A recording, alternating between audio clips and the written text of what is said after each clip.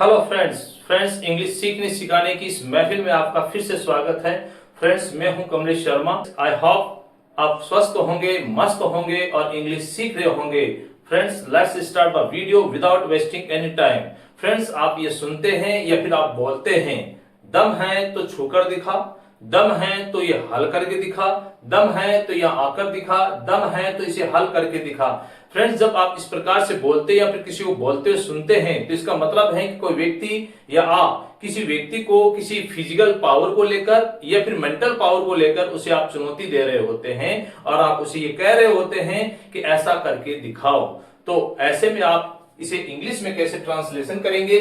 जब आप ऐसे बोलते हैं कि दम है तो छूकर दिखाओ, दम है तो मारकर दिखाओ, दम है तो जीत कर दिखाओ, दम है तो इस काम को करके दिखाओ।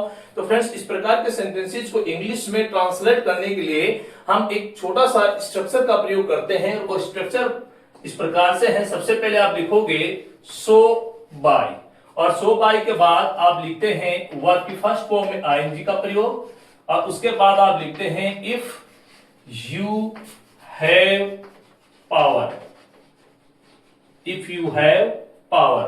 तो आपका स्ट्रक्चर बन जाता है सो बाय प्लस वर्ब की फर्स्ट फॉर्म में आईएनजी और उसके बाद इफ यू हैव पावर, यदि दम है तो, यदि दम है तो इस प्रकार पहला सेंटेंस है दम है तो छूकर दिखाओ, दम है तो छूकर दिखाओ। यहां वर्ब की फर्स्ट फॉर्म आईएनजी का प्रयोग जो हम कर रहे हैं वो उस कार्य के लिए बता रहा है यहां पर जिस कार्य को आप चैलेंज कर रहे हो, जिस बात को आप चैलेंज कर रहे हो।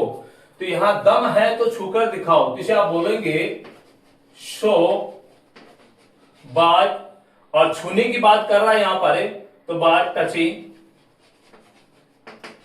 बाय टचिंग, तो शो बाय टचिंग। और आगे हम बोलेंगे इफ यू हैव पावर। तो हमारा सेंटेंस हो गया so by touching if you have power, so by touching if you have power. अगला सेंटेंस है दम है तो मारकर दिखाओ, तो यहां हम बोलेंगे शो बाय, और यहां पर है मारना, तो मारने के लिए हम कर देंगे बीटिंग इफ यू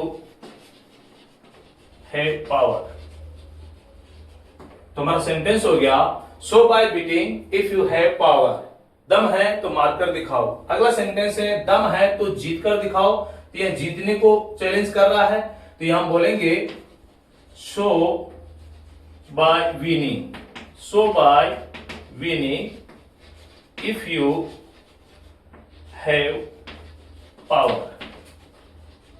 तो इस प्रकार से अपना सेंटेंस हो गया show by winning if you have power. अगर मैं कहूं कि दम है तो हरा कर दिखाओ, हराने को हम बोलते हैं डिफीट, तो इसका सेंटेंस हो जाएगा so by defeating if you have power, so by defeating if you have power. Next sentence है दम है तो इस काम को करके दिखाओ, तो हम क्या कहेंगे?